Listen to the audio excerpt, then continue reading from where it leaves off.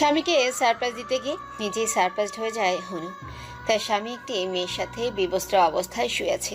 হঠাৎ দরজা খোলার আওয়াজেই দুজনেই চমকে ফিরে তাকায় ও চমকে যায়। তাড়াতাড়ি করে এলোমেলো ভাবে কাপড় নিয়ে মেয়েটি ওয়াশরুমে চলে যায়। হনুর স্বামী সাফিন কোনো রকম কাপড় পরে হনুকে প্রশ্ন করে, ও ও অনু, তুমি আজকে, তোমার তো পরশু আসার কথা ছিল। হনুর বুক ফেটে কান্না আসছে। তারপরেও নিজে কান্নাকে সংযত রেখে সে বলল, কেন আজকে এসে কি তোমাদের এই অবস্থায় দেখে খুব বেশি সমস্যা করে দিলাম? দেখো অনু, আই ক্যান এক্সপ্লেইন। হেরি মাঝে ওয়াশরুম থেকে মেয়েটি বেরিয়ে এলো। হনু আর নিজেকে ঠিক রাখতে পারলো না। অঝরে কান্না করতে লাগলো আর আচমকা গিয়ে মেয়েটির গালে চড় দিতে লাগলো আর চিল্লিয়ে বলতে লাগলো, এই মেয়ে, তুমি কে? এখানে এভাবে কি করছিলে? আর কতদিন ধরে চলছে এসব?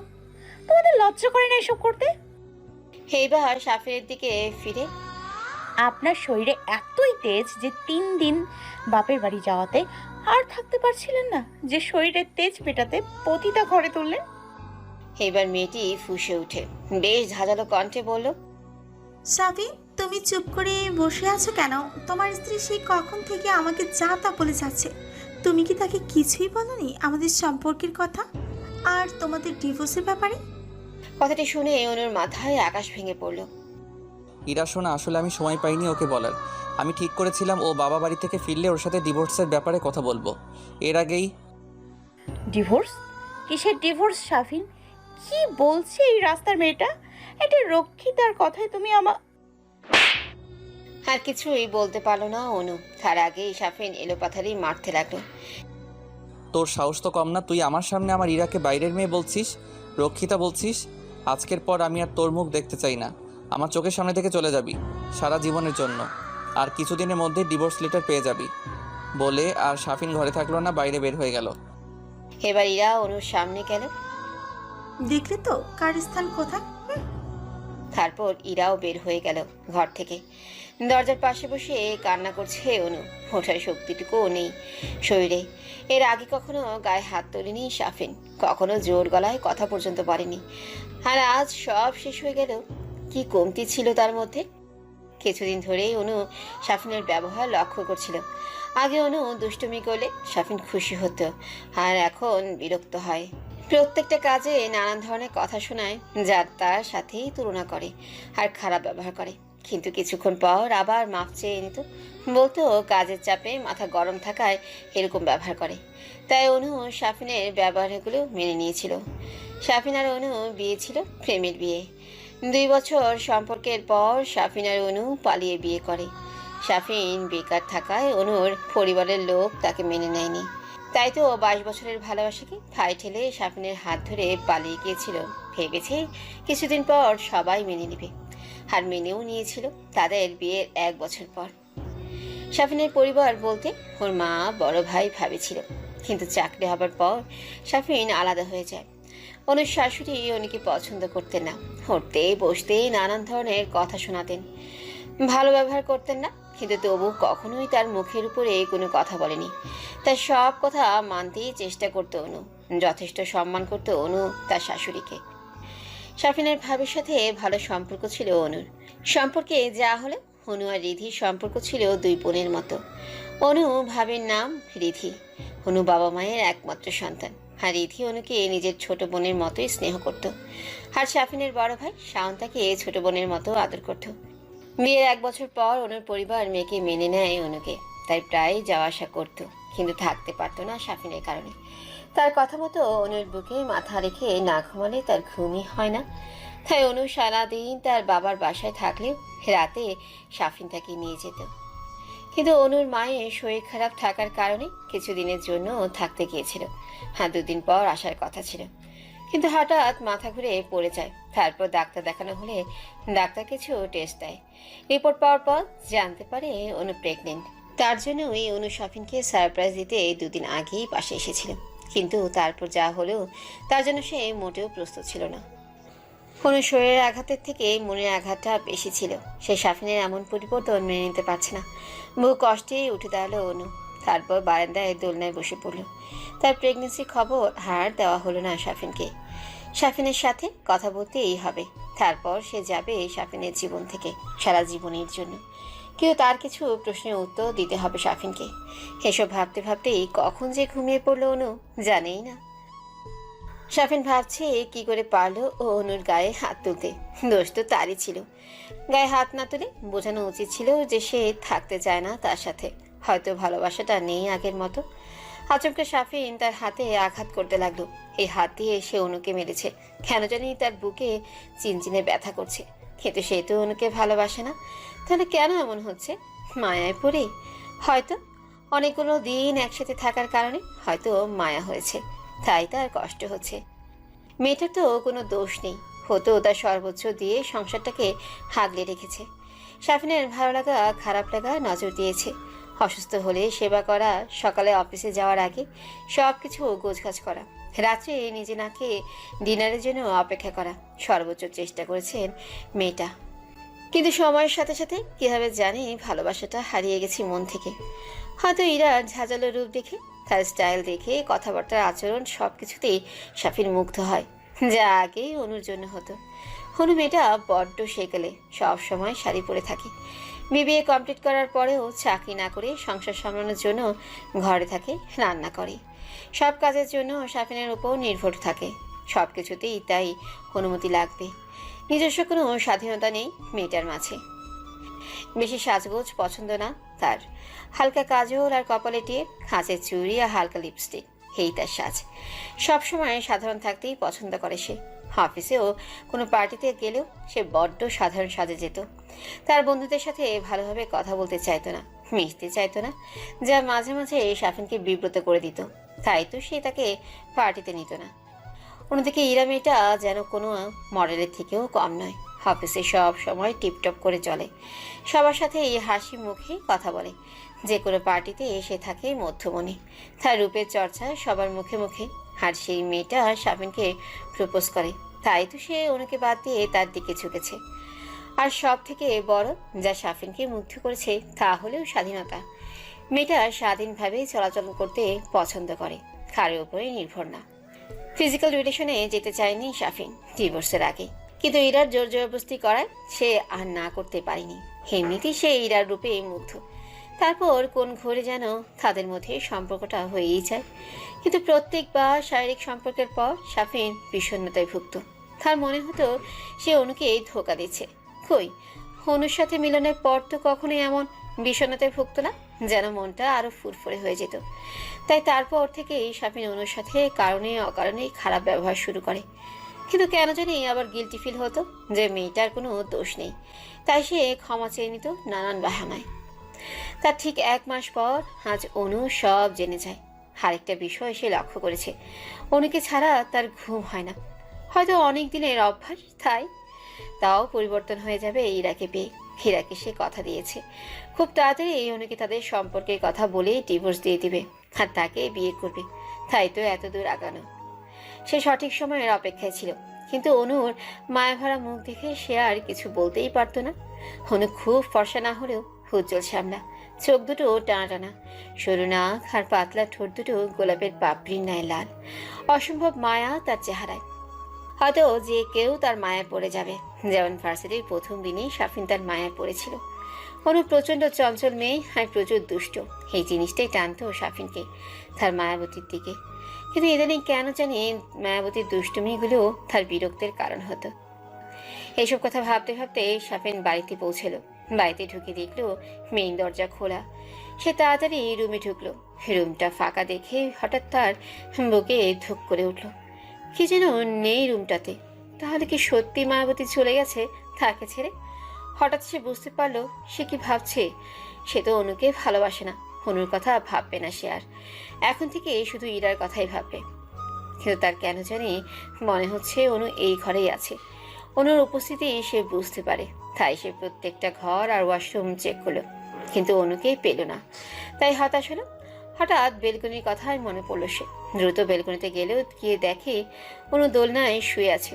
তাই শরীরের বিভিন্ন জায়গায় মারের দাগ, কিছু কিছু জায়গায় কেটে গেছে, রক্ত পড়ছে। চোখের জল শুকিয়ে দাগ পড়ে গেছে মুখে। অনুর অবস্থা দেখে শাফিনের চোখ থেকে আপনা আপনি 2 ফোঁটা জল গড়িয়ে পড়ল। অনুর বাবা মা কখনোই অনুর গায়ে ফুলের টোকাও দেয়নি, তাদের একমাত্র সন্তান বলে। আর আজকে সে জানোয়ারের মতো পিটিয়েছে অনুকে, তাও কোনো দোষ ছাড়াই। কোনো নারী তার স্বামীর ভাগ কাউকে দিতে চায় না, কেউ এটা মেনে নেয় না, তাই তো তার রাগটা স্বাভাবিক। কিন্তু সাফিন নিজেকে কন্ট্রোল করতে পারেনি। কথাটা ভেবে একটা দীর্ঘশ্বাস ফেলল সাফিন। তারপর অনুকে কোলে নেয় সাফিন। অনুর গায়ে হাত দিয়ে সাফিন বুঝতে পারে ওর গা প্রচণ্ড গরম হয়ে আছে। সে তাড়াতাড়ি তাকে বিছানায় শুয়ে দেয়। তারপর একটি পাত্রে হালকা গরম পানি এনে ঘাগুলো মুছে দিয়ে সেখানে ওষুধ লাগিয়ে দেয়। ও আরেকটি বাটিতে পানি নিয়ে জলপট্টি দিতে থাকে। বেশ কিছুক্ষণ জলপট্টি দেওয়ার পর অনু মিটমিট করে চোখ খুলে তাকায়। আর অনুর তাকানো দেখে সাফিন খাবার নিয়ে আসে অনুকে খাওয়ানোর জন্য। সাফিন অনুকে ডাকতে থাকে। অনু, অনু খাবারটা খেয়ে নাও, তারপর মেডিসিন নিতে হবে তো রে বাবা। অনু উঠো শোনা। না না, অনুশোনা খাবে না। তুই পচা, তুই ভালো না। আব্বু আমারে সাফিন নাই মারছে। তোর সাথে কথা নাই আরি। আমি আমার বাবুকে বলে দিব তার বাবা পচা। সাফিন জানে জ্বরের ঘোরে অনু নানান ধরনের কথা বলে, কিন্তু পরের দিন সকালে কিছুই মনে থাকে না। কথাটা ভেবেই সাফিন মুচকি হাসলো। এমনিতেও আরো বেশি পাগলামি করে, কিন্তু আজকে হয়তো শরীর খারাপ থাকায় হাসতে হাসতে কথা বলছে। ওকে, এই দেখো আমি কান ধরে ক্ষমা চাচ্ছি, আর কখনো তোমাকে মারবো না। এবার খাবারটা খেয়ে নাও। খাবার খেয়ে মেডিসিন নিতে হবে, নইলে তো জ্বর কমবে না। আমরা তোকে কখনো ক্ষমা করব না। না না, তুই পচা, এমন পচা বাবুর পাপা আমাদের লাগবে না। হঠাৎ অনু কান্না করতে লাগলো। অনুর কান্না দেখে সাফিন ব্যস্ত হয়ে পড়ল। অনুর কান্না যেন সাফিনের বুক ফেটে যাচ্ছে। কি হয়েছে, কান্না করছো কেন? আমি সরি বললাম তো। প্লিজ কান্না করে না। তুমি আমাকে যা খুশি শাস্তি দাও, কিন্তু কান্না করো না। তোমার কান্না সহ্য করতে পারি না। কথাটা বলেই সাফিন অনুকে বুকে টেনে নিল। অনু তাকে জড়িয়ে ধরে কান্না করতে থাকে আর বলে, আমি আপনাকে কখনো ক্ষমা করব না সাফিন। সারা জীবনের জন্য দূরে চলে যাব আমরা। হারিয়ে খুঁজবে না ভাই, কিন্তু তখন খুব দেরি হয়ে যাবে। তারপর সাফিনকে ধাক্কা দিয়ে দূরে সরিয়ে দেয়। আমার শরীর খুব ব্যথা করছে সাফিন, আমি সহ্য করতে পারছি না। অনুর প্রত্যেকটা কথা সাফিনের বুকে তীরের মতো বিঁধল। সারা জীবনের জন্য দূরে চলে যাব আমরা, কথাটা সাফিনের কানে বারবার বাজছে। অনু কেন নিজেকে বারবার আমরা আমাদের বলছে, কিন্তু পরক্ষণই ভাবলেও জ্বরের ঘরে হয়তো হাবল তাবল বকছে। তারপর সে অনুকে শান্ত করলো। ওকে চলো, চলে যেও, কিন্তু আগে খাবারটা খেয়ে নাও। খাবার খেয়ে মেডিসিন নিলে ব্যথা কমে যাবে। এইদিকে এসো, আমি খাইয়ে দেই। হা করো। সাফিনের কথা শুনে অনু বাধ্য মেয়ের মতো খাবার খেয়ে নিল। তারপর মেডিসিন নিয়ে গুটিসুটি মেরে শুয়ে পড়ল। সাফিন প্লেটগুলো রেখে রুমে এসে দেখে অনু ঘুমিয়ে আছে। তাই সেও কি যেন মনে করে অনুকে জড়িয়ে ধরে শুয়ে পড়ল। হয়তো এইটাই শেষ জড়িয়ে ধরা, আর শেষ ঘুম তার মায়াবতীর সাথে। সারা জীবনের জন্য দূরে চলে যাব কথাটা বারবার কানে বাজছে। তার কেন জানি কথাটা সহ্য হচ্ছে না। এসব ভাবতে ভাবতে কখন যে ঘুমিয়ে গেল সে নিজেও জানে না। সকালে সকালে ঘুম থেকে উঠেই অনু নিজেকে ভারী ভারী অনুভব করলো। পাশে ফিরে দেখে সাফিন তাকে আষ্টে পৃষ্ঠে জড়িয়ে ঘুমিয়ে আছে। ঘুমের মধ্যে ছেলেটাকে কত নিষ্পাপ দেখায়। হঠাৎই কালকের ঘটনার কথা মনে পড়লো অনুর। ধাক্কা দিয়ে সাফিনকে নিজের থেকে সরিয়ে দিল। মাথাটা ঝিমঝিম করছে, শরীরটা ব্যথায় কুকড়ে যাচ্ছে। সারা আছে সাফিনের সাথে ছিল। কথাটা ভাবতে অনুর গা গুলিয়ে উঠলো। সে কোনো রকমে দৌড়ে ওয়াশরুমে গেল আর গড়গড় করে বমি করে দিল। অনুর ধাক্কায় সাফিনের ঘুম ভেঙে গিয়েছিল। অনুর ধাক্কায় সাফিন অপমানিত বোধ করলো। আগে তো প্রত্যেক দিন সে অনুকে জড়িয়ে ধরে ঘুমাতো, তখন তো ধাক্কা দেয়নি। অনুর বমি করা দেখে সে ভাবলো হয়তো জ্বরের কারণে বমি হচ্ছে।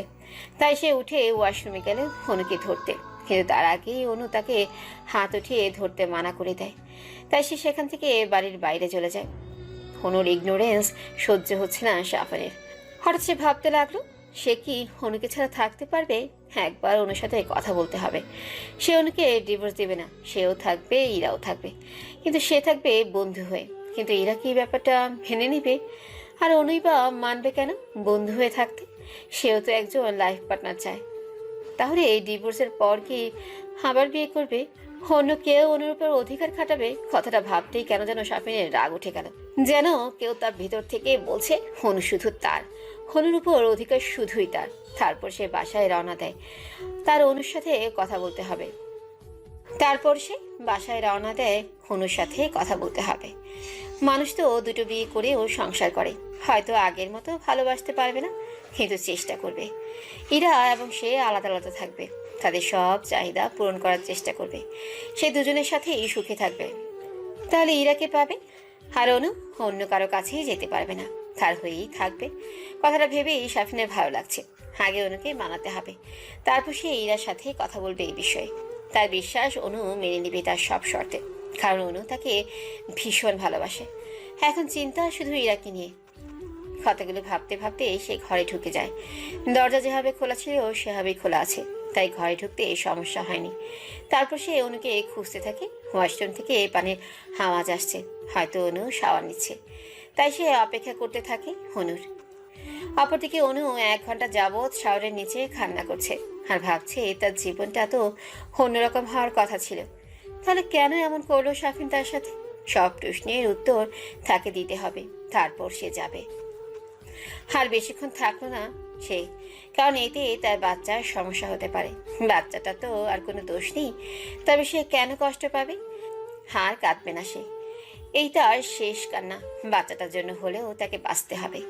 বাচ্চাটা না থাকলে হয়তো সে এতক্ষণ মরেই যেত। বাচ্চাটাই হচ্ছে বাচ্চার একমাত্র অবলম্বন। সে তাকে আঁকড়ে ধরে সারা জীবন থাকতে পারবে, তাকে মানুষ করার জন্য। সাফিনের মতো বাবার দরকার নেই। কথাগুলো ভাবতে ভাবতেই ওয়াশরুম থেকে বের হয়ে দেখল সাফিন খাটের উপর বসেই তার দিকে ঘোর লাগা দৃষ্টিতেই তাকিয়ে আছে। সে তার দিক থেকে চোখ সরে আয়নার সামনে বসে চুল মোছায় মনোযোগ দিল। বাথরুমে দরজা খোলার আওয়াজে সেদিকে তাকায় সাফিন। অনু মাত্রই গোসল থেকে বের হয়েছে, চুল দিয়ে টপ টপ করে পানি পড়ছে, মলিন চেহারাটা স্নিগ্ধ হয়ে আছে।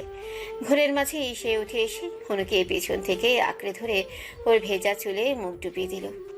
আচমকা এমন স্পর্শে অনু থ বনে গেল।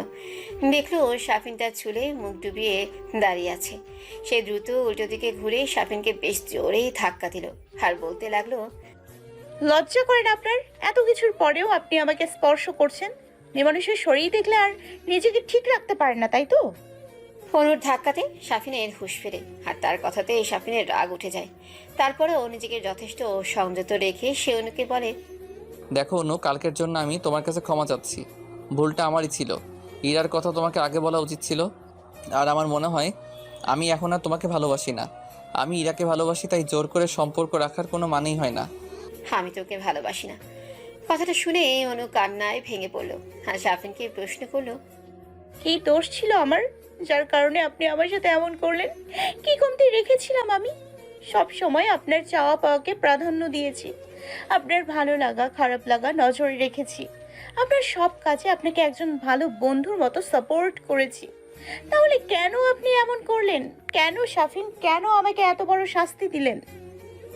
আপনার এক কথায় আপনাকে বিশ্বাস করে নিজের বাবা মায়ের ভালোবাসাকে পায়ে ঠেলে আপনার হাত ধরে আপনার সাথে চলে এসেছি। বিশ্বাসের এই মর্যাদা দিলেন? ভাববেন না কালকে আপনার ওই সব কথা শুনেও আপনার সাথে সংসার করব বলে পড়ে আছি, শুধুমাত্র প্রশ্নের উত্তরগুলোর জন্যই এখানে থাকা। একবার প্রশ্নগুলোর উত্তর দিয়ে দিন, আমি আর কখনোই আপনার সামনে আসবো না। চিরদিনের জন্য চলে যাব আপনার জীবন থেকে। শেষ কথাটা শুনে সাফিন মাথা উঁচু করে অনুর দিকে তাকালো। আমার পুরো কথাটা তো একবার শোনো। না, আগে আপনার প্রশ্নের উত্তর দিতে হবে। এবার সাফিন রেগে যায়। অনু কখনই তার কথা আগে পুরোটা শুনতে চায় না। কথার মাঝে তোকে কথা বলতেই হবে, আগে পুরো কথাটা তো শুনবে, তা না আগে তার প্রশ্নের জবাব দাও। তাই সাফিন রাগের মাথায় তাতে দাঁত চেপে বলে দেয়, কি আছে তোমার? না চেহারা, না কোনো যোগ্যতা, শুধু পারো কতগুলো অখাদ্য রান্না করতে। সারাদিন শাড়ি পরে ঘুরে বেড়াও, কোনো বড় পার্টিতে নিয়ে গেলে বুড়ো সেজে বসে থাকো। আমার বন্ধুদের সাথে ভালোভাবে কথা পর্যন্ত বলো না। কতটা বিব্রত হতে হয় আমাকে তোমার জন্য জানো? যখন আমার বন্ধুরা বলে তোর বউটা বড্ড সেকেলে। You don't even know how much I feel embarrassed because of you.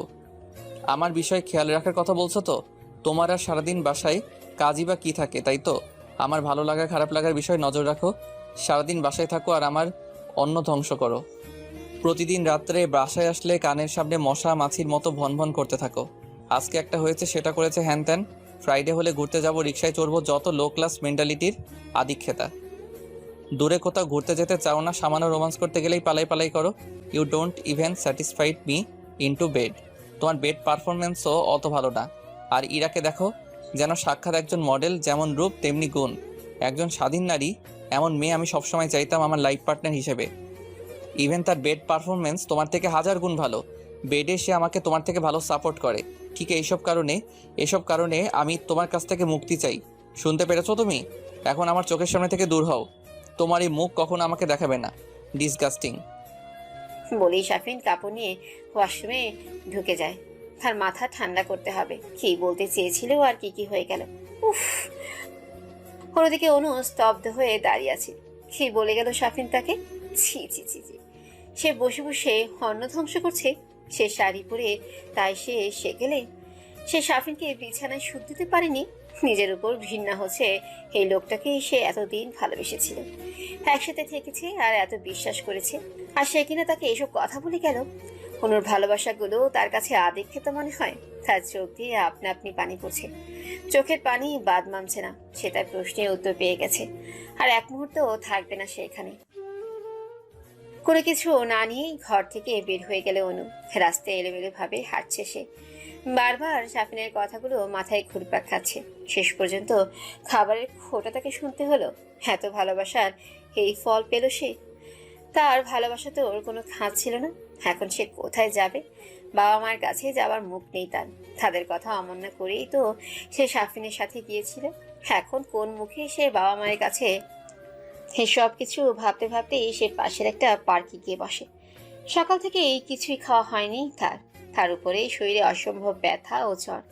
কিছুক্ষণ বসে থাকার পর হঠাৎ সে শুনতে পেল কেউ তার নাম ধরে ডাকছে। পিছনে ফিরে দেখতে পেল সাদাত ভাই। প্রায় 30 মিনিট শাওয়ারের পর শাফিনের মাথা ঠান্ডা হলো। সাথে সাথেই তার মাথায় এলো রাগের মাথায় সে অনুকে এসব বলেছে। প্রায় সাথে সাথে সে কোনো রকম টাওয়াল পেঁচিয়ে ওয়াশরুম থেকে বের হয়ে দেখলো অনু ঘরে নেই। বিছানার ওপর থেকে ফোনটা নিয়ে তাড়াতাড়ি অনুর নাম্বারে ডায়াল করলো, কিন্তু ফোনটা ড্রেসিং টেবিলের সামনেই বাজছে। তাই ভাবলো সে হয়তো ঘরেই আছে। তাই সে জোরে জোরে অনুর নাম ধরে ডাকতে লাগলো, কিন্তু কোনো সাড়া পাওয়াই গেল না। এইবার সে মাথায় হাত দিয়ে বসে পড়ল। সে উপলব্ধি করতে পারছে সে অনেক বড় ভুল করেছে, যার কোনো ক্ষমা হয় না। সে কি করে মুখ দেখাবে অনুর সামনে? কোন মুখে যাবে তার সাথে কথা বলতে বা ক্ষমা চাইতে? সে কি তার শর্ত মেনে নেবে? থাকবে তার বন্ধু হয়ে? মনে হয় শেষ আশাটাও সে নিজে হাতেই হত্যা করেছে। অনু বাচ্চামো স্বভাবের হলেও আত্মসম্মানটা খুব বেশি। একবার শাফিন অনুকে আইসক্রিম খাওয়া নিয়ে কথা শোনায়। তারপর থেকে সে আর শত অনুরোধের পরেও আর ক্ষমা চাওয়ার পরেও আর আইসক্রিম খায়নি, যেখানে আইসক্রিম সবচেয়ে প্রিয় খাবার। সে সবকিছুকে না করতে পারলেও আইসক্রিমকে না করতে পারতো না। শাফিনের নিজেকে এখন জুতা পিটা করতে ইচ্ছে করছে। কি করে পারলো অনুকে এসব কথা বলতে, যা একটাও সত্যি না। কথাগুলো শাফিন মন থেকে বলেনি, রাগের মাথায় বলে ফেলেছে। না, যে করে হোক তার অনুর কাছে মাফ চাইতেই হবে। মাফ চাইলে তো কেউ ছোট হয়ে যায় না। অনু হয়তো তাকে মাফ করে দেবে, কারণ ও তো জানে শাফিন রাগের মাথায় কি বলে তা নিজেও জানে না। পরে ঠিকই সে তার ভুল বুঝতে পারে। শাফিনের রাগটা বরাবরের মতোই বেশি, যা মাঝে মাঝে শাফিনকে বিপদে ফেলে দেয়। একবার রাগ উঠলে সে আর নিজের মধ্যেই থাকে না, যা নয় তাই বলে ফেলে। অনু তার রাগ কন্ট্রোল করার জন্য সব সময় বলতো, আরো বলতো এই রাগের কারণে হয়তো একদিন সব কিছু হারাবে। তাহলে কি সে অনুকে সারা জীবনের জন্য হারিয়ে ফেললো? সাদাত অনুর আপন মামাতো ভাই। সে তার ছেলেকে নিয়ে এখানে খেলতে এসেছে। সে আশেপাশেই থাকে। তার ছেলেকে জন্ম দেওয়ার সময় সাদাত ভাইয়ের স্ত্রী মারা যায়। তারপর সে আর বিয়ে করেনি। এখনো স্ত্রীকেই ভালোবাসেন তিনি। ছেলেকে নিয়ে দিন কাটে তার। সাদাতের ছেলের বয়স 4 বছর, নাম সাদ। ভীষণ মিষ্টি দেখতে আর সারাদিন পাকা পাকা কথা বলে ঘর মাতিয়ে রাখে। সাদাত অনুর ভাই, কম, বেস্ট ফ্রেন্ড বেশি। সে তার জীবনের সব কথাই তাকে বলতো, কিন্তু বিয়ের পর তার সাথে আর বেশি যোগাযোগ হয়নি, কারণ শাফিন তার সাথে কথা বলা পছন্দ করতো না। আর শাফিন পছন্দ করে না এমন কোনো কাজই অনু দ্বিতীয়বার করতো না। সাদাত সব সময় অনুকে একজন গাইডের মতো প্রোটেক্ট করতো।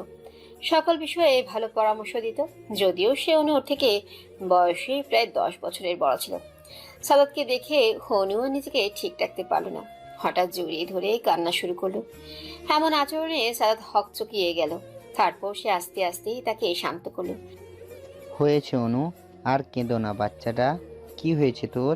আমাকে বল, কান্না থামা, কথা বল আমার সাথে। সাফিনের সাথে কিছু হয়েছে? তারপরে অনু কান্না করতে থাকলো। এবার সাদাত একটু জোরেই ধমক দিল। চুপ, একদম চুপ, কান্না থামা, কান্না থামা বলছি। তারপরে অনু আস্তে আস্তে শান্ত হলো। এবার বল, কি হয়েছে, কেন কান্না করছিস? শাফিনের সাথে এই রিলেশনের সব কথাই সে জানতো, এবং কি বিয়ের পরেও কয়েকদিন ভালো সম্পর্ক ছিল তাদের। কিন্তু আস্তে আস্তে অনু নিজেকে গুটিয়ে নেয়। এবার অনু শুরু থেকে একে একে সব ঘটনা সাদাতকে বলে দেয়। সব কথা শুনে সাদাত খুব রেগে যায়। সে খুব ভরসা করে অনুকে শাফিনের হাতেই তুলে দিয়েছিল। শাফিনও অনুকে ভালো রাখার আশ্বাস দেয় সাদাতকে। তাহলে এই কি তার ভালো রাখার নমুনা? প্রেগনেন্ট অবস্থায় একটা মেয়েকে ছেড়ে দেওয়া। সে অগ্রসর হয় সাফিনের কাছে যাওয়ার জন্য, কিন্তু অনু বাধা দেয়। সে চায় তার ভালোবাসার মানুষটি ভালো থাকুক, আর তা যদি হয় তাকে ছেড়ে, তাহলে সে নাইবা থাকলো তার জীবনে। বেঁচে থাকার অবলম্বন তো আছে তার, আর কি চাই। তারপর সাদাত তাকে জোর করে তাদের বাসায় নিয়ে যায়, আর কিছু খাইয়ে বিশ্রাম নিতে বলে। সে অনুদের বাসায় অগ্রসর হয়। তারপরে অনু বাবা মায়ের কাছে সব খুলে বলে। তারা মেয়ের এমন অবস্থার কথা শুনে কান্নায় ভেঙে পড়ে। সাদাত তাদের সামলায় এবং নিজেদের অনুর জন্য শক্ত হতে বলেন, কারণ অনুর এখন আপনজনদের খুব প্রয়োজন। তাকে তার লড়াইয়ের জন্য প্রস্তুত করতে হলে তাদের সাপোর্টের দরকার হবে। আর অনু খাবার খেয়ে মেডিসিন নিয়ে ঘুমিয়ে পড়েন। সারাদিন ক্লান্ত থাকায় বিছানার সাথে গাড়িয়ে দিতে দু চোখে রাজ্যের ঘুম নেমে আসে। তার ঘুম ভাঙে সন্ধ্যায় মাথায় কারো ঠান্ডা হাতে স্পর্শে। স্পর্শটিতে আর খুব চেনা, এটি তার মায়ের হাতের স্পর্শ। আচ্ছা, মমতার স্পর্শগুলো কি এমনই হয়? অন্ধকার ঘরে বসে আছে সাফিন। ঘরটা কেমন যেন নিস্তব্ধ হয়ে আছে, কেমন যেন ফাঁকা ফাঁকা, ঠিক যেমন সাফিনের মনটার মতো। কিন্তু এইটা তো হওয়ার কথা ছিল না। সে তো এইটাই চাইছিল হনু যেন চলে যায়, তাহলে তো সে আর ইরা ভালো থাকবে। অন্য সাধারণ দিনগুলো হলে সাফিন এতক্ষণে অফিস থেকে ফিরত। অনু হাসি মুখে দরজা খুলতো। ঘামে জর্জরিত শরীরে সাফিনকে অনু জড়িয়ে ধরত। যাই দিনেই সাফিনে বিরক্ত করে তুলতো। তারপর হাত থেকে ব্যাগ নিয়ে ব্যস্ত হয়ে যেত। খাবার থেকে কাপড় নিয়ে সাফিনকে ঠেলে ওয়াশরুমে ঢুকাতো, আর তার কাপড় চোপড় মানিব্যাগ ঘড়ি ঠিক জায়গায় রেখে দিত।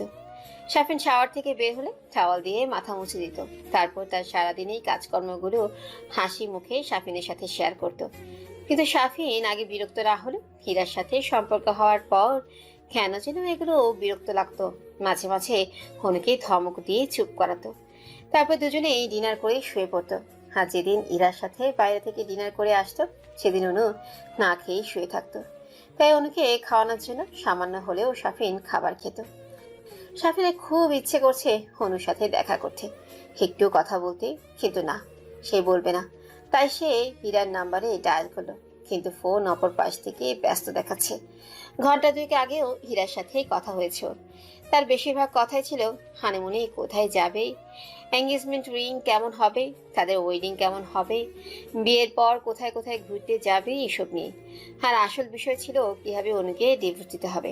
সে নাকি তার পরিচিত ভালো ডিভোর্স লয়ারের সাথে কথা বলে রেখেছে। কালকে সকালে যাবে তারা লয়ারের সাথে সরাসরি কথা বলতে। কিন্তু সত্যিই সে চায় উনিকে ডিভোর্স দিতে?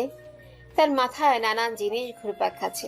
না, সে আর ভাবতেই চায় না। সে আবার ইরার নাম্বারেই ডায়াল করে, কিন্তু এবারও ব্যস্ত দেখায়। তাই সে চুপচাপ ব্যালকনিতে গিয়ে সিগারেট ধরায়। অনু থাকা অবস্থায় সাফিনকে কখনো সিগারেট খেতে দিত না। কোনো সিগারেটের গন্ধ সহ্যই করতে পারত না। তাই সাফিন প্রায় সিগারেটের স্বাদ ভুলে গিয়েছিল। কিন্তু আজকে সারাদিনে সে 1 প্যাকেট সিগারেট শেষ করেছে। এসব ভাবনার মাঝে ইরা ফোন ব্যাক করে রাত 10:30। অনুকে নিয়ে তার বাবা মা বাড়ি ফিরেছে। আরো আগে আসার কথা ছিল, কিন্তু সাদাত ডিনার না করিয়ে ছাড়লো না তাদের। তারা বেশ কিছুক্ষণ ঘরে আড্ডাও দিল।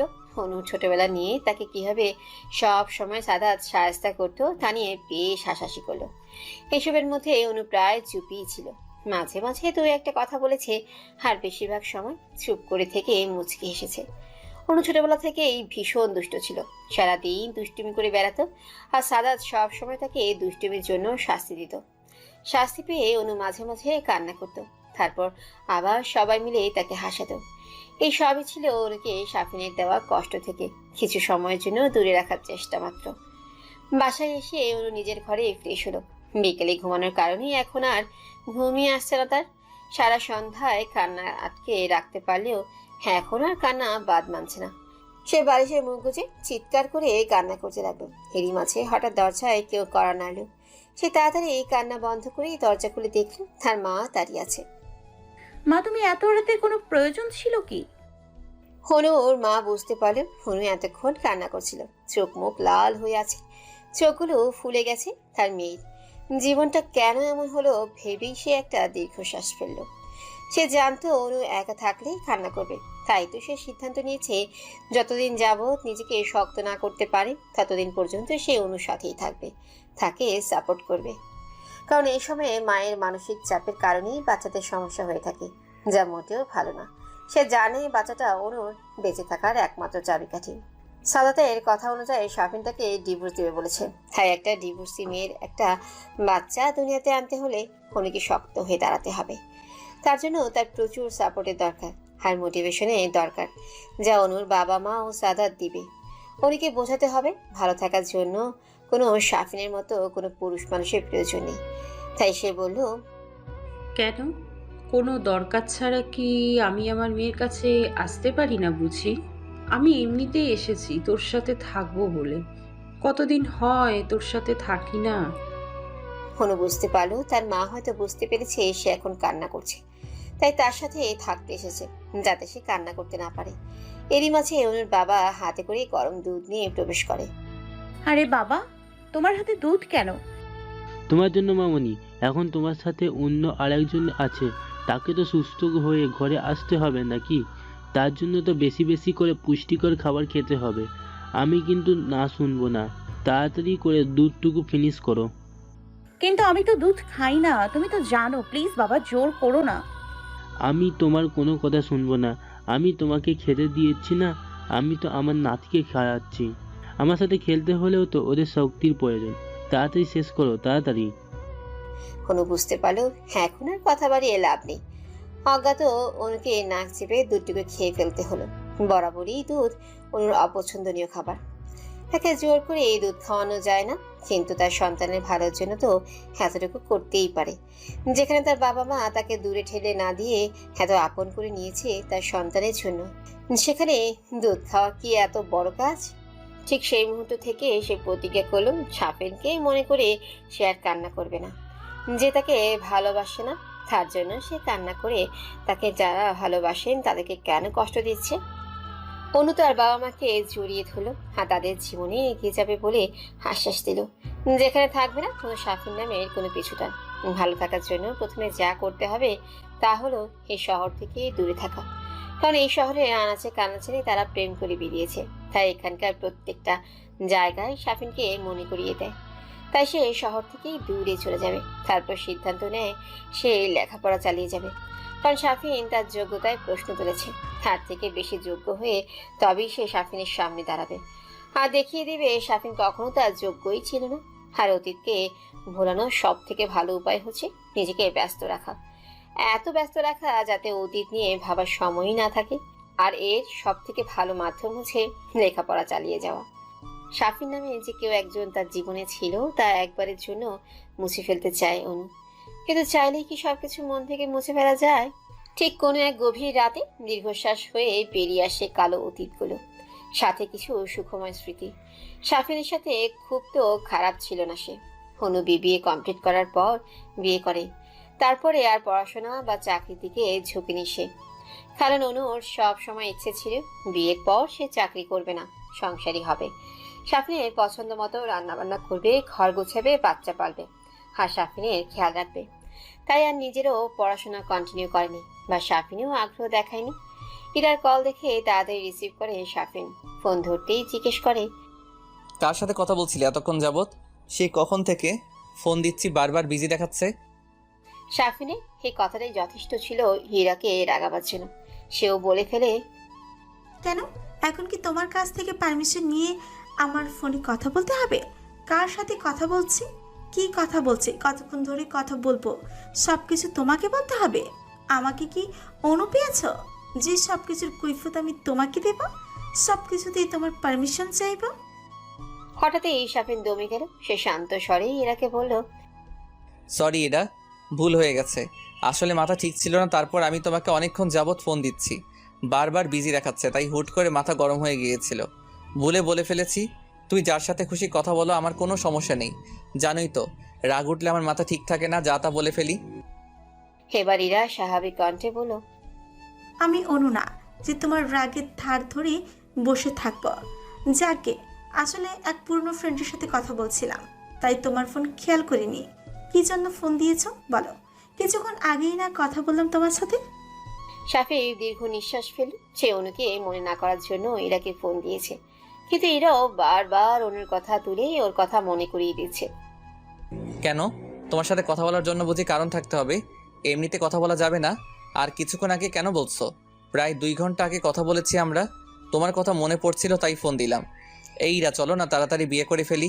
একা একা থাকতে ভালো লাগছে না, চলো কালই বিয়ে করে ফেলি। বললেই হলো নাকি কালই বিয়ে করে ফেলি? আর তাছাড়া বিয়ে ছাড়াই তো সব পাচ্ছ, তাহলে সমস্যা কোথায়? আমরা আরো কিছুদিন এভাবেই থাকি, তারপর না হয় বিয়ের কথা ভাববো। আগে তোমাদের ডিভোর্সটা তো হোক। আমার কত শপিং করতে হবে, ফ্রেন্ডদের ইনভাইট করতে হবে, কত প্ল্যানিং আছে আমাদের বিয়ে নিয়ে। তোমার হয়তো এটা দ্বিতীয় বিয়ে, কিন্তু আমার তো প্রথম। আমারও তো কিছু শখ আছে নাকি? আর শোনো, তোমার ফালতু কথা শোনার আমার এখন সময় নেই। আমার কিছু কাজ আছে, পরে কথা বলবো, কোনো দরকার থাকলে বলো। আর ফালতু টাইম স্পেন্ডের জন্য আমাকে ফোন দেবে না। রাখি, বাই। ফট করে এই ফোনটা রেখে দিল ইরা। সাফিন বারান্দার দেয়াল ঘেঁষে বসে পড়ল। রাত প্রায় 12টার কাছাকাছি। চোখে ঘুম নেই তার, ঘুম যেন তার অবাধ্য হয়ে গেছে। তার চোখ থেকে অন্য কারো বুকে চুপটি করে বসে আছে, আর ঘুমানোর জন্য সেই ব্যক্তিটাকেই দরকার। রাতটা নির্ঘুম সিগারেটের ধোঁয়ার সাথে কাটিয়ে দিল সে। সকালে বরাবরের মতো খুব সকালেই ঘুম ভাঙল অনুর। অনুর সকালে ওঠার অভ্যাস আছে, তাই সে তাড়াতাড়ি করে অজু করে নামাজে বসে পড়লো আর আল্লাহর কাছে তার সন্তানের সুস্থতা কামনা করলো। কাল রাতে ভালো ঘুম হয়েছে, তাই মনটা সকাল থেকেই হালকা লাগছে, যেন খুব বড় একটা পাথর নেমে গেছে বুক থেকে। কাল অনেক রাত পর্যন্ত সে ভেবে নিয়েছে আগামীতে কি করতে হবে, তাই সে তার বাবা মায়ের ঘুম থেকে জাগার অপেক্ষায় করতে লাগলো। কিছুক্ষণ ছাদে হাঁটাহাঁটির পর পেছনে কিচেনে গিয়ে সকালে নাস্তা বানাতেই আরম্ভ করলো। এটা তার প্রতিদিনের অভ্যাস। ঘুম থেকে উঠে নামাজ পড়া, তারপর ছাদেই কিছুক্ষণ হাঁটা, তারপর নাস্তা তৈরি করা। মাঝে মাঝে ছুটির দিনে সাফিনও তার সাথে যোগ দিত। ভাবতেই চোখ থেকে 2 ফোঁটা জল গড়িয়ে পড়ল, যার সাথে সাথে মুছে ফেলল অনু। সকালেই ডাইনিং টেবিলে বসতেই হঠাৎ কলিং বেল বেজে উঠল। দরজা খুলে দেখলো সাদাত ভাই আর সাদ এসেছে। তাদের দেখে অনু একটা মিষ্টি হাসি দিল। সাদা পিমনি বলে নাক দিয়ে অনুর কোলে ওঠার চেষ্টা করলো, কিন্তু তার আগেই সাদাত তাকে থামিয়ে দিল। সাদ বাবা এমন করে না, তোমার পিমনি তো অসুস্থ। তোমার পিমনির পেটে একটা বাবু আছে, ছোট্ট বাবু। তুমি লাফ দিলে তো বাবুটা কষ্ট পাবে। তুমি কি চাও ছোট্ট প্রিন্সেস কষ্ট পায়? সাদ মাথাটা 2 পাশে হেলে না বোঝালো, আর উপরের দিকে হাত বাড়িয়ে দিল, মানে সেই কোলে উঠতে চায়। অনু হাত বাড়িয়ে সাদকে কোলে নিল আর ডাইনিং এ বসিয়ে দিল, সাথে সাদকে নিজ হাতে খাবার খাইয়ে দিল। অল্প সময়ের মধ্যে অনু আর সাদের মধ্যে ভালো বন্ডিং হয়ে গেল। মাঝে মাঝে ছেলেটাকে দেখলে খুব মায়া হয় অনুর। মা কি জিনিস তা হয়তো কখনোই বুঝবে না সে। বাবা তো বাবাই হয়, মা তো হতে পারে না। সে যতই ভালোবাসুক, মায়ের ভালোবাসাটাই আলাদা। যেমন মায়ের ভালোবাসা বাবা দিতে পারে না, ঠিক বাবার ভালোবাসাও মা দিতে পারে না। কথাটা ভাবতেই অনুর বুকে ছ্যাদ করে উঠল। তার সন্তানও তো বাবার আদর থেকে বঞ্চিত থাকবে। খাবার পর অনু সবার উদ্দেশ্যে বলল, আমার তোমাদের সাথে কিছু কথা আছে। সারাত নির্ঘুম কাটিয়ে ভোরের দিকে চোখ লেগে গেছিল সাফিনের। হঠাৎ কলিং বেলের আওয়াজে ঘুম ভাঙল তার। মাথাটা ভার হয়ে আছে। কোনো রকমেই উঠে দাঁড়িয়ে সে অনুকে ডাকতে লাগলো দরজা খোলার জন্য। তারপর হঠাৎ এই আস্তে আস্তে গত 2 দিনের কথাগুলো মনে পড়লো তার। তারপর সে নিজেই অগ্রসর হলো দরজা খুলতে। দরজা খুলেই দেখে ইরা বেশ পরিপাটি হয়ে বিরক্তিকর মুখ করেই দাঁড়িয়ে আছে। প্রায় 20 মিনিট যাবৎ বেল বাজাচ্ছি। কি করছিলে তুমি? শব্দ শুনতে পাওনি? দাঁড়িয়ে থাকতে পা ব্যথা করছে দেখি। সরো সামনে থেকে, আমাকে ভিতরে যেতে দাও। হীরা ঘরে গিয়ে দেখলো রুমের প্রায় নাজেহাল অবস্থা। সারা ঘরে কাপড় চোপড় ছড়িয়ে ছিটে আছে, সিগারেটের খোসা ঘরের মেঝেতে পড়ে আছে। হীরা তাড়াতাড়ি রুম থেকে বেরিয়ে আসে। ছি, তোমার রুমের এই অবস্থা কেন? তুমি এত নোংরা। আমার সাথে থাকতে হলে সবসময় ঘর গুছিয়ে রাখতে হবে, নিজের কাজ নিজে করবে। আর তুমি কি ভুলে গেছো আজকে আমরা লয়ারের কাছে যাব 10টার অ্যাপার্টমেন্ট? অলরেডি 9:30 বাজে। তাড়াতাড়ি ফ্রেশ হয়ে আসো, চাও। শাফিন বিনা বাক্যে কাপড় নিয়ে ওয়াশরুমে চলে গেল। হ্যাঁ, একদম শাওয়ার নিয়ে বের হবে। সারা শরীর থেকে সিগারেটের বাজে গন্ধ আসছে, এভাবে বেরোনো যায় না। শাফিনকে শাওয়ার থেকে বেরিয়ে আসতে দেখে ইরা সামনের দিকে আগায়, আর শাফিনের ঠোঁটে ঠোঁট মিলিয়ে দেয়। অন্য সময় হলে সে নিজেও তাল মিলাতো, কিন্তু এখন কেন যেন এগুলো বিষের মতো লাগে। তাই সে ইরাকে সরিয়ে দেয়। তারপর তারা রওনা দেয় লয়ারের কাছে যাবার উদ্দেশ্যে। শাফিন লয়ারের ক্যাবিনে বসে আছে। শাফিন, অনু এবং তার ব্যাপারে বিস্তারিত সব খুলে বলে। লয়ার কাগজপত্র তৈরি ও সকল ফর্মালিটি পূরণ করতেই 2 মাস সময় চায়। তারপর তারা ক্যাবিন থেকে বেরিয়ে যায়। একটা রেস্টুরেন্টে গিয়ে ব্রেকফাস্ট করে নেয়। একটা শপিং মলে গিয়ে কিছু কেনাকাটার পর তারা যার যার বাড়ির দিকে রওনা দিল। বসার ঘরে পিনপতন নীরবতা। সবাই অনুর বিষয়টা ভাবছে। অনুর কথা মতে সে মাস্টার্সটা দেশের বাইরে করতে চায়। এতে শহর থেকে দূরেও থাকা হবে, আবার দেশে এসে ভালো পজিশনে কাজ করতে পারবে। কিন্তু তার বাবা মা তার সিদ্ধান্ত মানতে নারাজ। তারা অনুর এই অবস্থায় অনুকে দেশের বাইরে যাওয়ার অনুমতি দিতে চাচ্ছে না। অনু একা হলেও কথা ছিল। তাছাড়া প্রেগনেন্সির সময় বিভিন্ন সমস্যা হয়, যা অনুর পড়ালেখাও ইফেক্ট করবে। আর এমনিতেও অনুকে তারা একা ছাড়তে চাচ্ছে না। কিন্তু অনুর কথাতেও যুক্তি আছে, তার কথাগুলো একেবারে ফেলে দেওয়ার মতো না। আর সাদাতও অনুর কথায় সায় দিয়েছে। তার মতে অনুর সিদ্ধান্ত সঠিক। তাই অনুর বাবা মা বাচ্চাটার কথা বলায় সাদাত তাদের বুঝিয়ে বলে। দেখো মামা মামি, আমি তোমাদের চিন্তাটা বুঝতে পারছি, কিন্তু তোমরা অনুর বাচ্চাটাকে তার দুর্বলতা কেন ভাবছো? বাচ্চাটাই হবে তার আসল শক্তি। আর বাইরে যাওয়ার পর অনুর কথা তোমাদের ভাবতে হবে না, সব আমার উপর ছেড়ে দাও। অনুর দেখাশোনার দায়িত্ব আমি নিলাম। আমি আজই কিছু ভার্সিটিতে অ্যাপ্লাই করব, বাকি সব চিন্তা আমার। তোমরা শুধু অনুকে সাপোর্ট করবে। অনেক চেষ্টার পর অনুর বাবা মাকে রাজি করাতে পেরেছে সাদাত। অন্যদিকে অনুর টেনশন হচ্ছে, সাদাত ভাই কি তার বাবা মাকে রাজি করাতে পারবে? অনেকক্ষণ যাবৎ তার সাথে খেলছে আর নানান ধরনের প্রশ্ন করছে বেবির ব্যাপারে। অনু তার হাসি মুখে উত্তর দিচ্ছে। সাদাত দরজার সামনে দাঁড়িয়ে অনু আর সাদের দিকে তাকিয়ে আছে, আর মনে মনে ভাবছে কি করে শাফিন অনুর মতো মায়াবতীকে ছেড়েই অন্য কাউকে ভালোবাসতে পারলো। কই, সে তো পারলো না তার প্রিয়তমার জায়গা অন্য কাউকে দিতে। হয়তো শাফিনের ভালোবাসাটা সত্য ছিল না, তাই তো সে অনুকে ছেড়ে দিল। কিন্তু অনুর ভালোবাসাটা সত্যি ছিল, তাই শত কষ্টের পরেও ভালোবাসার মানুষের ক্ষতি করতে দিল না। অনুর কথায় ধ্যান ভাঙলো সাদাতের। কি হলো সাদাত ভাই? কি বললো বাবা মা? তারা কি মেনে নিয়েছে? আমাকে যেতে দেবে তো? সাদাত ভাবলো একটু মজা নেওয়া যাক, তাই সে মন খারাপ করে বলল, না রে অনু, অনেক চেষ্টা করলাম তাদের বোঝানোর, কিন্তু তারা বুঝলো না। তারা তোকে কিছুতেই একা ছাড়তে চাচ্ছে না, কিন্তু অনুমতি দিয়েই দিল। অনু প্রথমে কথাটা ধরতে না পেরে মন খারাপ করলো। যখন বুঝতে পারলো সে তাড়াতাড়ি সাদাতের দিকে তাকালো। সাদাত মাথা নেড়ে হ্যাঁ বুঝালো। অনুর খুশিতে চোখে জল এসে গেল, আর সাদাতকে মারতে থাকলো, তার সাথে মজা করার শাস্তি। সাদাত অনুর হাত ধরে তাকে থামালো। দেখ অনু, মামা মামিকে খুব কষ্টে আমি বুঝিয়েছি, শুধুমাত্র তোর জন্য। আমি তোর ভালো থাকার সুস্থ থাকার সম্পূর্ণ দায়িত্ব নিয়েছি, তাই তোকেও কথা দিতে হবে, আমাকে যথাযথ সাপোর্ট দিবি। কোনো কিছুতেই হেঁয়ালি চলবে না। খাওয়া দাওয়া করবি, রেস্ট করবি। আর তোকে কিছু বই দিচ্ছি, সেগুলো এখন থেকে পড়া শুরু করে দিবি, কারণ অ্যাপ্লাইয়ের পরে তোকে এক্সাম দিতে হবে। এক্সামে ভালো রেজাল্ট করলে তবেই চান্স পাবি। আর আমাকে আরও কথা দিতে হবে, সব সময় তুই এখন যেমন আছিস তেমন থাকবি। আমার সব শর্তে রাজি তো?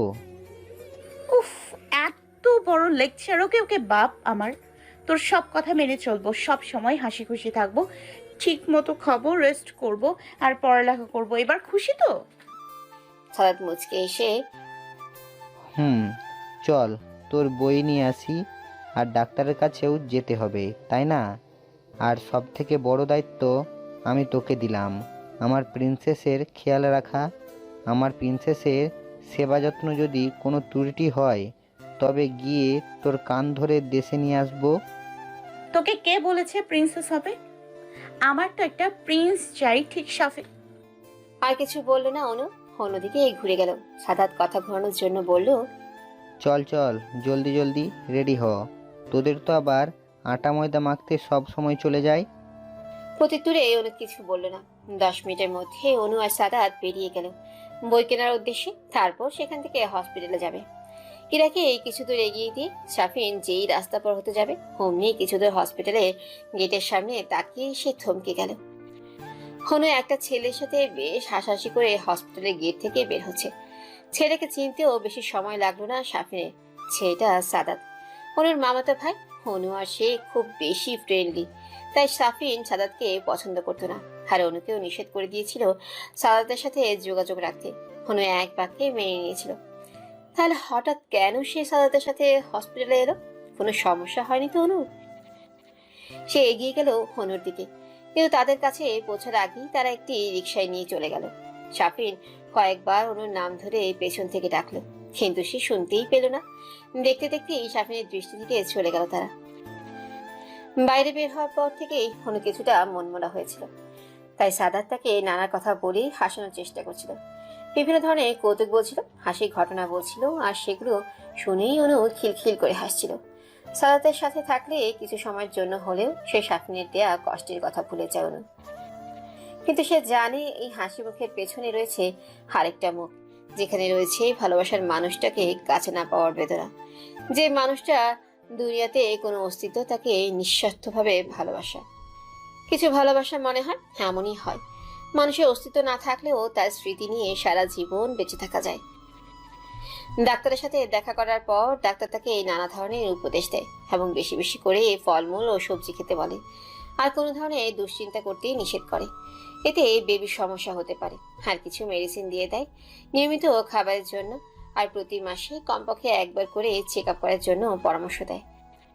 হসপিটাল থেকে বের হওয়ার পর অনুর বারবার মনে হচ্ছিল শাফিন হয়তো হাসপাশে আছে, সে তার অস্তিত্ব বুঝতে পারে। কিন্তু কথাটা সাদাত ভাইকে বলার সাথে সাথে সে তার ভুল ধারণা বলেই চালিয়ে দেয়। তারপর একটা রিকশায় ডাক দিয়ে তাতে উঠে পড়ে। রিকশায় ওঠার পরে অনুর মনে হচ্ছিল শাফিন দূর থেকে তার নাম ধরে ডাকছে। পরক্ষণে আবার ভাবলো শাফিন এখানে কোত্থেকে আসবে, তা আবার এই সময় তো সে অফিসে থাকে, তাই সে মনে ভুল ভেবে আর তাকে নিয়ে মাথা ঘামালো না।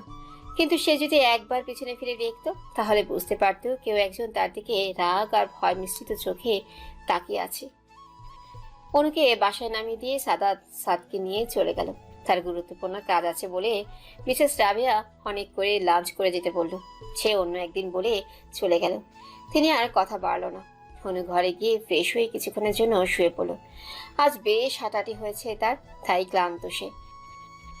শাফিন বাড়িতে পৌঁছানোর পর আর স্থির থাকতে পারছে না। তার মাথায় বিভিন্ন প্রশ্ন ঘুরপাক খাচ্ছে। অনু কি অসুস্থ? কি হয়েছে তার? সে হসপিটালে কেন গেল?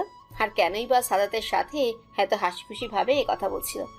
অনুকে সে যতটুকু চিনে, অনু খুবই খুবই ইমোশনাল মেয়ে। কোনো কিছুই মনে আঘাত করলেই তা সহজে ভুলে না। তাহলে কি অনু শাফিনের দেওয়া আঘাতগুলো ভুলে গেছে? সব ভুলে গিয়ে সে কি সাদাতের সাথে নতুন ভাবে শুরু করতে চায়? কথাগুলো মনে হতেই সে আরো অস্থির হয়ে গেল। সে সারা ঘরময় পায়চারি করতে লাগলো। অনুর উপরে তাহলে অন্য কেউ অধিকার খাটাবে? অনু অন্য কারো সংসার করবে? শাফিনের মতো করে অনু অন্য কারোর কেয়ার নিবে? অন্য কেউ অনুকে খাইয়ে দিবে? না, হার ভাবতে পারছে না সে। মাথার ভিতরে এইসব তালগোল পাকিয়ে যাচ্ছে, মাথার রগগুলো যেন ছিঁড়ে যাচ্ছে। থাক না, ভালো অনু অন্য কারোর সাথে, এটাই তো চায় সে। সেও তো এরার সাথে ভালো আছে, তাহলে অনু কেন ভালো থাকবে না? তারও তো ভালো থাকার অধিকার আছে। আর শাফি নিজেই তো তাকে দূরে সরিয়ে দিয়েছে, তাহলে এখন কেন অনুর জন্য তার মন পড়ে? কথাগুলো মুখে বলল, মন মানতে নারাজ। মন বলছে অনু শুধুই তার, অনুর উপর অধিকার শুধুমাত্র শাফিনের আছে। হনুকে শুধু শাফিন ছুতে পারবে। হনু শুধু শাফিনকে ভালোবাসবে, অন্য কাউকে না। এবার শাফিন ভাবছে সত্যি কি সে ইরাকে ভালোবাসে নাকি শুধুই মোহ। হীরার সাথে কেউ হেসে হেসে কথা বললে তো তার রাগ হয় না, হীরাকে অসুস্থ দেখলে তো তার চিন্তা হয় না, হীরার আনন্দে তো সে আনন্দিত হয় না, সে শুধু খুশি হওয়ার চেষ্টা করে। শাফিন ফোন বের করে গ্যালারি ওপেন করলো। এখানে বন্দী হয়ে আছে তার আর অনুর হাজারো স্মৃতি। হাতে হাত ধরে হাঁটা, রিকশায় চড়া, অনুর ফুচকা খাওয়ার ভঙ্গি, নদীর পাড়ে কাঁধে মাথা রেখে বসে থাকা, আরো নানান স্মৃতি আছে তাদের। একসময় এইসব জিনিসগুলো উপভোগ করতো সে। অনুর চাওয়াগুলো বরাবরই খুব সাধারণ ছিল। নদীর পাড়ে হাঁটতে যাওয়া, ফুচকা খাওয়া, একসাথে বসে মুভি দেখা, মাঝে মাঝে অনুকে খাইয়ে দিত শাফিন। ফাঁকলিটা যে তার হাতে খেতে খুব পছন্দ করে। খুশি করার জন্য একটা জবাই যথেষ্ট ছিল। অন্যদের মতো গোলাপ নয়, জবা তার প্রিয় ফুল ছিল। আর তার রাগ ভাঙানোর জন্য একটা আইসক্রিম। ইঁদুর খুব ভয় পেত সে।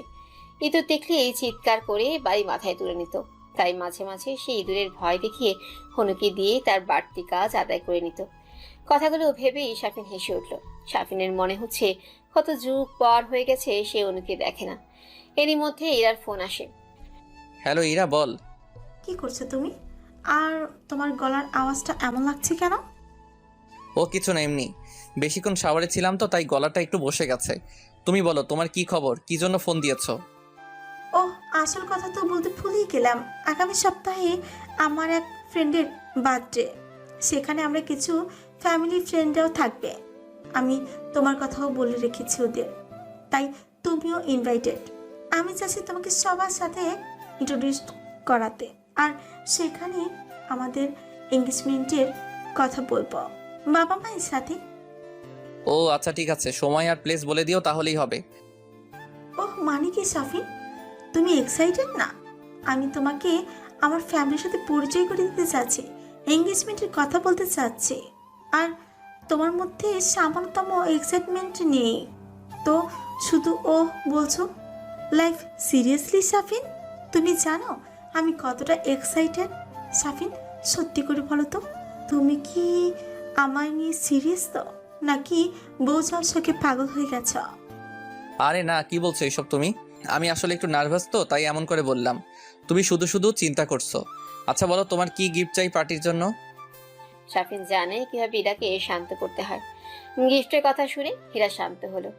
তারপর তারা বার্থডে পার্টির প্ল্যানিং নিয়ে কিছু কথাবার্তা বলল। কথা শেষে শাফিন বলল, হীরা চলো না তাড়াতাড়ি বিয়েটা করে ফেলি। কেন? আমার বাবুটার বুঝি কষ্ট হচ্ছে আমাকে ছাড়া থাকতে? তুমি বললে আমি এক্ষুনি তোমার বাসায় চলে আসবো। না, বিয়ের পরে তোমাকে একদম বৈধভাবে নিজের করে পেতে চাই, অবৈধভাবে আর না। বিয়ের পর একেবারে বেঁধে ফেলবো আর বাবার বাড়ি যাওয়া চলবে না। শাফিনের কথা শুনে এরা লজ্জা পেয়ে ফোন রেখেই দিল। হেরাবে চলছিল শাফিন আর অনুর দিনগুলো। শাফিনের দিন যায় অফিস আর ইরাকে নিয়ে, আর রাতগুলো নির্ঘুম অনুর ভাবনা নিয়ে। অন্যদিকে অনুর দিনগুলো যাচ্ছে তার পরিবার, পড়ালেখা আর তার ভেতরে থাকা ছোট্ট প্রাণটাকে নিয়ে। অনুদের বাসা থেকে বেরিয়ে সেদিন সন্ধ্যায় কানাডার বিভিন্ন ভার্সিটিতে স্কলারশিপের জন্য আবেদন করে সাদাত। কারণ কানাডাতে সাদাতের বড় চাচা ফুল ফ্যামিলি নিয়ে থাকেন, সেখানেই বিজনেস তার। অনু সেখানে গেলে সে নিশ্চিন্তে থাকতে পারবে, কারণ তার বড় চাচা চাচি খুবই অমায়িক লোক। তাদের একটা মেয়েও আছে, আর তারা অনুকেও নিজের মেয়ের মতোই দেখবে, খেয়াল রাখবে, এটা তার বিশ্বাস। তাছাড়া সে তাদের সাথে কথা বলেছেন এবং তারা তাকে আশ্বাস দিয়েছে অনু সম্পূর্ণ খেয়াল রাখার। আর অনুর খোঁজখবরও তাদের কাছ থেকে সহজেই পাওয়া যাবে। দেখতে দেখতে অনুর এক্সামের রেজাল্ট দিয়ে দিল। বিবিএর রেজাল্টে পয়েন্ট ভালো থাকায় আর এক্সাম ভালো দেওয়ার সে 3টি ভার্সিটিতে টিকলো। এই কয়েকদিন অনু দিন রাত এক করে শুধু পড়েছে, আর তার ফলও সে পেয়েছে। তার বাবা মা এবং সাদাত ভাই তাকে সাপোর্ট করেছেন। যেসব বিষয়গুলো জটিল ছিল তা নিমেষেই সাদাত ভাই সমাধান করে দিয়েছেন। সাদাতের চাচুর বাসা থেকে কিছু দূর যে ভার্সিটি আছে সেখানে অ্যাডমিশন ফর্ম ফিল আপ করে মেইলের মাধ্যমে এবং তারা সকল আনুষ্ঠানিক নিয়মকানুন জানিয়ে দেয়। ভিসার ও অন্যান্য কাগজপত্র তৈরির জন্য 1 মাস থেকে 2 মাস সময় লাগতে পারে বলেই জানানো হয়। এর মধ্যে অনু আর সাদাত ব্যস্ত হয়ে যায় সকল কাগজপত্র, পাসপোর্ট সহ সবকিছু ব্যবস্থা করার জন্য। এভাবে এই অন্য দিনগুলো কাটতে থাকে। দেখে দেখতে ইরার ফ্রেন্ডের বার্থডে পার্টির দিন এসে পড়ে। সেদিনের রাগ ভাঙানোর ভর্তুকি হিসেবে হীরাকে নীল রঙের দামি গাউন কিনে দিতে হয়, যেটা সে আজ পরবে। আর শাফিনের ড্রেস কোড নীল স্যুট প্যান্ট ও ব্ল্যাক শু সেট করে দেয় হীরা। সকাল থেকে এই ফোনে শাফিনকে এইটা সেটা বলেই যাচ্ছে ইরা, কিন্তু শাফিন তা কানেই নিচ্ছে না। সেটা সে ভালোই বুঝতে পারছে, শুধু হু হাঁ আর নাতে উত্তর দিচ্ছে। সে কয়েকদিন ধরে শাফিনকে লক্ষ্য করছে। আগের মতো সেই দুষ্টু প্রাণোচ্ছল ছেলেটা আর নেই। সে যাকে দেখে ইরা প্রেমে পড়েছিল, চেহারাও কেমন যেন মিলিয়ে গেছে। চোখ দেখে মনে হয় কত রাত ঘুমায় না সে। কথাবার্তাও কম বলে, আগের মতো ঘুরতে বের হয় না, অফিস টাইম এরপর ডিনারেও যায় না। কিছু বললেই বিয়ের কথা বলে, তাই এরাও কথা বাড়ায় না। এত তাড়াতাড়ি বিয়ে করতে চায় না সে। আগে লাইফটাকে এনজয় করতে চায়। সে জানে বিয়ে করে বাধা পড়ে যাবে। এরা ফোনটা রেখে এসব ভাবতেই থাকে। হীরার সাথে কথা বলে যেই শাফিন ফোনটা রাখতে যাবে, তখনই কলিং বেল বেজে উঠল। দরজা খুলে দেখলো তার মা দাঁড়িয়ে আছে। এই কদিনে সে তার কথা ভুলিয়ে গিয়েছিল। হানু থাকতেই তার সাথে নিয়মিত কথা বলতো, নিজের জন্য না হলেও অনুর জন্য। মিসেস রাহেলা অনুকে পছন্দ করেন না, বিধায় অনুর সাথে ঠিকভাবে কথাই বলতেন না, তাই শাফিনকে দিয়ে কথা বলাতো। অনুর কথা অনুযায়ী এখানে এক কাজে দুই কাজ হতো। খোঁজ খবর নেওয়া হলো, আবার মা ছেলের সম্পর্কও ভালো হলো। এই বিষয়টি মিসেস রাহেলা ঠিক বুঝতেন, কিন্তু কখনোই কিছু বলেনি। আচ্ছা, মা অনুর কথা জিজ্ঞেস করলে তাকে কি জবাব দেবে? পরক্ষণে ভাবলেও মা তো অনুকে পছন্দ করেন না, তাই বেশি সমস্যা হবে না। পরে না হয় একসময় ইরার সাথে দেখা করিয়ে দেবে। ছেলেকে দরজার সামনে দাঁড়িয়ে তার দিকে একটানা তাকিয়ে থাকতে দেখে মিসেস রাহেলা ভ্রু কুঁচকালো। ঘরে ঢুকতে দিবি নাকি আবার চলে যাব? ছেলেকে দরজার সামনে দাঁড়িয়ে তার দিকে একটানা তাকিয়ে থাকতে দেখে মিসেস রাহেলা ভ্রু কুঁচকালো। মায়ের কথায় শাফিনের ধ্যান ভাঙল। সে দরজার সামনে থেকে সরে দাঁড়ালো। ঘর ঢোকার সাথে সাথে মিসেস রাহেলার মাথায় আকাশ ভেঙে পড়ল। কি হাল ঘরের! জিনিসপত্র এখানে সেখানে ছড়ানো ছিটানো, সারা ঘরে সিগারেটের ছাই আর ময়লা পড়ে আছে। চিপসের প্যাকেট, বিস্কিটের প্যাকেট, বাসি খাবার দিয়ে ডাইনিং রুমটা ভরা। সেখানে মাছি ভনভন করছে। তারপর সে কোনো রকম ব্যাগ রেখে শাফিনের ঘরে গেল। এখানেও একই অবস্থা, কাপড় চোপড় সারা ঘর ছিটিয়ে রাখা, সিগারেটের ছাই ফেলা, আলমারি আর কাবার্ডে জিনিসপত্র এলোমেলো হয়ে আছে। এবার সে সামনের দিকে তাকালো। শাফিন মাথা নিচু করে দাঁড়িয়ে আছে। ঘরের এই কি অবস্থা শাফিন? যেন কয়েক বছর ধরে ঘরটা খালি পড়ে আছে। তুই এইসব ছাইপাস কবে থেকে খাওয়া শুরু করেছিস? আর অনু কই? তার মা কি সুস্থ হয়নি? প্রায় 20 দিন যাবৎ তুই আমাকে ফোনও দিচ্ছিস না। ফোন দিলে ফোন ধরিসও না, কথাও বলিস না। কি হয়েছে তোর? আর চেহারার এই অবস্থা কেন? মায়ের একের পর এক প্রশ্ন শুনে শাফিন থতমত খেয়ে গেল। আসলে মা, ব্যস্ত ছিলাম, ফোন দিতে পারিনি। আর ফোনের দিকে তো খেয়াল করিনি কখন ফোন দিয়েছ। আর চেহারা তো ঠিকই আছে, আর ঘর গোছানোর কেউ ছিল না তো, তাই এই অবস্থা। তুমি তো জানোই আমি কতটা অগোছালো। হতাশার কণ্ঠে উত্তর দিল শাফিন। শাফিন, কি হয়েছে তোর? এমন করে কথা বলছিস কেন? অনুর সাথে কি কিছু হয়েছে?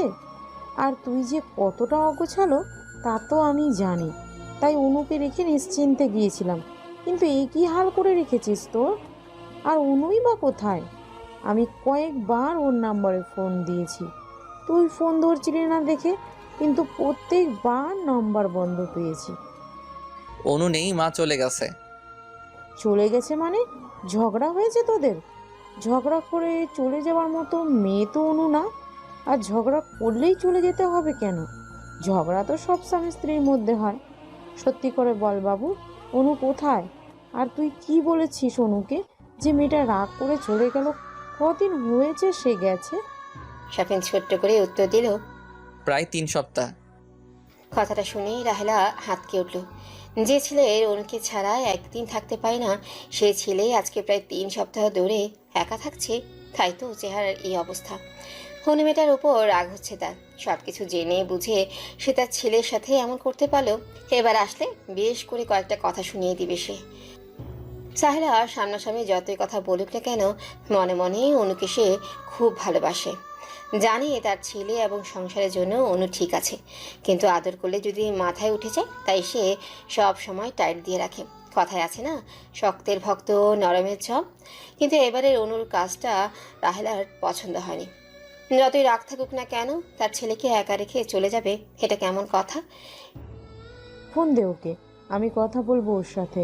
আর বল রেডি হয়ে থাকতে, কালকে আমি আনতে যাচ্ছি ওকে। তারপর দুজনের কথা শুনে বিচার করব। ফোন নেই, মা বাসায় রেখে গেছে, সে আর আসবে না আমার কাছে। আমি নিজে তাকে তাড়িয়ে দিয়েছি। তাড়িয়ে দিয়েছিস মানে? তাড়িয়ে দিয়েছি, ভালোবাসি না আমি ওকে। ওকে আর ভালো লাগে না আমার। আমি অন্য কাউকে ভালোবাসি আর তাকে বিয়ে করতে চাই, তাই তাকে তাড়িয়ে দিয়েছি। খুব জলদি আমাদের ডিভোর্স হয়ে যাবে। আর তুমি এত ব্যস্ত হচ্ছ কেন ওর জন্য? তুমি তো তাকে দুই চোখে দেখতে পারো না। তোমার তো খুশি হওয়ার কথা, ঘর থেকে একটা আপদ বিদায় হয়েছে, ঘরে আর কোনো অশান্তি হবে না। তুমি তো এটাই চাইছিলে। রাহেলা এসব কথা শুনে অবাকের চরম পর্যায়ে চলে গেল। কি বলছে তার ছেলে? সে অনুকে ভালোবাসে না? কথাটা বলার সময়ও তো তাই চোখ টলমল করছিল। তার জন্য ভালোবাসা দেখতে পাচ্ছিল, সে শুধু মুখ দিয়ে অস্বীকার করছে। আমাকে সব খুলে বল শাফিন, কি হয়েছিল? কেন এসব কথা বলছিস বাবু? তারপর শাফিন শুরু থেকে সব খুলে বলে, শুধু ইরাকে তার সাথে দেখে ফেলার কথাটা কৌশলে এড়িয়ে যায়। ছেলের মুখে এসব কথা শুনে সাহেলা নিজেকে আর ঠিক রাখতে পারল না। সে কষিয়ে একটা চড় লাগিয়ে দিল শাফিনের গালে। তুই আমার ছেলে ভাবতেও গা ঘিন ঘিন করছে আমার। ছি ছি, আমি এমন ছেলে জন্ম দিয়েছি যে কিনা একটা মেয়ের জীবন নিয়ে খেলা করেছে। না, আর এক মুহূর্ত না এখানে, এখনই চলে যাব। শুধু যাওয়ার আগে একটা কথা বলবো, খুব বড় ভুল করেছিস তুই। একদিন পস্তাবি, খুব করে পস্তাবি। মুখে ভালোবাসি না বললেও আমি স্পষ্ট তোর চোখে ভালোবাসা দেখতে পাচ্ছি। তুই এই মুহূর্তে অন্ধ হয়ে গেছিস। কোনটা ভালোবাসা আর কোনটা মোহ তুই চিনতে পারছিস না। মোহকে ভালোবাসা ভেবে আঁকড়ে ধরতে চাচ্ছিস, আর ভালোবাসাকে দূরে ঠেলে দিচ্ছিস। চিন্তা করিস না, তোর পস্তানোর দিন বেশি দূরে নেই। যখন সব মোহ কেটে যাবে, কাউকে পাবি না বেঁচে থাকার জন্য, ভালোবাসার জন্য, সেদিন আমি তোকে ফিরিয়ে দেব না। বেশি কষ্ট হলে আমার কাছে চলে আসবি। আসি।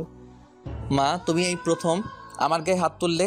হয়তো তোমার কথাগুলো ঠিক, আমি একটা মেয়ের জীবন নষ্ট করেছি, কিন্তু আমি সত্যি ইরাকে ভালোবাসি, অনুকে না। ভালোবাসাহীন সম্পর্কে শুধু শুধু নিজেকে আটকে রাখার কোনো মানেই হয় না, তাই তাকে মুক্ত করতে চাইছি। আর তুমি কোথাও যাবে না। আমি একা থাকতে থাকতে হাঁপিয়ে উঠেছি। আর না, তুমি একবার ইরার সাথে কথা বলো, তুমি দেখো ও একদম আমার জন্য পারফেক্ট, অনু না। তুমি একবার কথা বললেই বুঝতে পারবে, প্লিজ মা। ছেলের এমন অবস্থা দেখে সাহেলা আর কিছুই বলল না, শুধু মনে মনে আফসোস করতে লাগলো তার ছেলের পরিণতির কথা ভেবে। তারপর কোনো কথা না শুনে বাসা ত্যাগ করলো। সে জানে তার ছেলে তার ভুল বুঝতে পেরে খুব জলদি আসবে তার কাছে অনুকে ফিরিয়ে আনতে, কিন্তু তখন হয়তো খুব বেশি দেরি হয়ে যাবে। সে অনুকে হারে হারে চিনে। এত কিছুর পর অনু তার কাছে কখনোই ফিরবে না। ঘণ্টাখানেক পর আবার কলিং বেল বেজে উঠল। শাফিন দরজা খুলে দেখে ইরা একটা মোটামুটি বয়সের মহিলা নিয়ে দাঁড়িয়ে আছে। তারা ভেতরে ঢুকলো আর মহিলাটিকে ইরা ঘর পরিষ্কারের কাজে লাগিয়ে দিল। শাফিন দেখলেও ইরা তার দেওয়া গাউনটা পরেছে, মুখে ভারী মেকআপ আর চুলগুলো ছেড়ে দেওয়া, কড়া পারফিউমের স্মেল আসছে শরীর থেকে। নিজের বিষণ্ণ মনকে শান্ত করার জন্য সে তাকে জড়িয়ে ধরতে গেল, কেউ তার আগে ইরা তাকে সরিয়ে দিল। সে পরিপাটি হয়ে এসেছে, এখন শাফিনের সাথে জড়াজড়ি করলে সব নষ্ট হয়ে যাবে। এত কষ্ট করে মেকওভার করেছে, ফ্রেন্ডের কাছ থেকে প্রশংসা না শুনে তা নষ্ট করতে চায় না সে। তাই তাকে ঠেলে ওয়াশরুমে পাঠালো গোসলের জন্য। তারপর শাফিনের জন্য আনা কাপড়গুলো বের করে রাখলো। 10 মিনিটের মাথায় শাফিন গোসল করে শুধুমাত্র একটা টাওয়াল পরে বের হলো। চুল থেকে পানি পড়ছে, ফর্সা গায়ে এই বিন্দু বিন্দু পানিগুলো মুক্তার মতো ছড়িয়ে আছে। ইরের ইচ্ছে করছে শাফিনকে খেয়ে ফেলতে। সেটা এত সুন্দর কেন, চোখ দুটো দেখলে ডুব দিতে ইচ্ছে করে। হাত ঠোঁটটা তো একদম মেয়েদের মতো। মেকআপ নষ্ট হওয়ার ভয়ে আর কিছুই করলো না, শুধু হালকাভাবে শাফিনের ঠোঁটে ঠোঁট লাগালো। তারপর তাকে রেডি হতে পাঠিয়ে দিল। শাফিন রেডি হয়ে বের হলো। তারপর ড্রেসিং টেবিলের সামনে গিয়ে চুল ঠিক করতে লাগলো। হীরার তো বেহুশ হওয়ার দশা। শাফিনকে নীল সুটে অসম্ভব সুন্দর লাগছিল। শাফিন মনে মনে ভাবল, নীল অনুর পছন্দের রং ছিল। যখনই শাফিনের জন্য কাপড় কিন্তু তার নীল রঙের কিছু না কিছু থাকতই। শাফিনের ফর্সা গায়ে নীল রংটা মানাতো বেশ। রাত 9টার সময় তারা বের হলেও পার্টির উদ্দেশ্যে। প্রায় 9:30টার দিকে তারা হলরুমে পৌঁছালো। হলরুমে পৌঁছেই এরা দৌড়ে গিয়ে একটা ছেলেকে টাইটভাবে হাঁক করলো। ছেলেটাও তাকে বিশ্রীভাবে জড়িয়ে ধরলো, যেটা শাফিনের মোটেও ভালো লাগলো না। ইরার ডাকে শাফিন সেদিকে এগিয়ে গেল। সে তাকে পরিচয় করে দিল অন্য পাশে থাকা ব্যক্তিটির সাথে। Safin, meet my friend Ayaz. And Ayaz. শাফিনের হাতে হাত রেখে আয়াজের দিকে তাকিয়ে মুচকি হাসে। He is my fiance Safin. Listen, he is so handsome and good looking. Ayaz বাঁকা হেসে শাফিনের সাথে হাত মিলালো। তারপর ইরাকে বলল, ইউ তোমাদের দেখে যে কেউ বলবে made for each other. He is a something guy and divorcing also. Sorry to say, but সত্যিটাই বললাম। আজের কথা শুনে ইরার মুখের হাসি মিলিয়ে গেল আর শাফিন চরম অপমানিত বোধ করলো। সে ইরার দিকে তাকিয়ে তোমরা কথা বল, আমি আসছি। বলেই চলে গেল বার সাইডে। এই কথাটা কি ওর সামনে বলা খুব প্রয়োজন ছিল আয়াজ? আমি তো জেনে শুনে ওর সাথে সম্পর্কে জড়িয়েছি, তাহলে কেন অপমান করলি?